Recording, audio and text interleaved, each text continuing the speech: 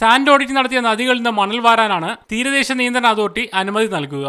സംസ്ഥാനത്തെ ചെറിയൊരു ശതമാനം നദികളിലെ സാൻഡ് ഓഡിറ്റിംഗ് നടത്തിയിട്ടുള്ളൂ. എന്നാൽ മണൽ വാരാൻ കഴിയാത്തത് നിർമ്മാണ പ്രവർത്തനങ്ങളെ ബാധിക്കുന്നതായും തൊഴിൽ പ്രശ്നങ്ങൾ ഉണ്ടാക്കുന്നതായും ജനപ്രതിനിധികൾ പരാതിപ്പെട്ടിരുന്നു. ഇന്നലെ കണ്ണൂർ ജില്ലയിലെ MLA-മാരുടെ യോഗത്തിലും ഇക്കാര്യം ചർച്ചയായി. തീരദേശ പരിപാലന അതോറിറ്റി ചെയർമാൻ KP ജോയിയും യോഗത്തിലുണ്ടായിരുന്നു. മണൽ ഖനനത്തിലുള്ള അനുമതി നീട്ടി നൽകാൻ കഴിയുമോ എന്ന് അതോറിറ്റി ചെയർമാനോട് മുഖ്യമന്ത്രി ചോദിച്ചു. സാൻഡ് ഓഡിറ്റിംഗ് പൂർത്തിയാക്കി മാത്രമേ നീട്ടി നൽകാൻ കഴിയൂ എന്ന് ചെയർമാൻ വ്യക്തമാക്കി. എന്നാൽ സാൻഡ് ഓഡിറ്റിംഗ് നടത്തുമെന്ന ഉറപ്പിന്മേൽ മണൽ ഖനനത്തിന് അനുമതി നൽകി സംസ്ഥാന സർക്കാരിന് ഉത്തരവിറക്കാമെന്ന് സർക്കാർ തലത്തിൽ വിശദീകരണമുണ്ടായി. അതോടെ അത്തരത്തിൽ ഉത്തരവിറക്കാൻ മുഖ്യമന്ത്രി നിർദ്ദേശം നൽകുകയായിരുന്നു. സാൻഡ് മൈനിങ് ഉള്ളിടത്ത് സ്ട്രേറ്റ് അവേ 6 മാസത്തേക്ക് കൊടുക്കുക.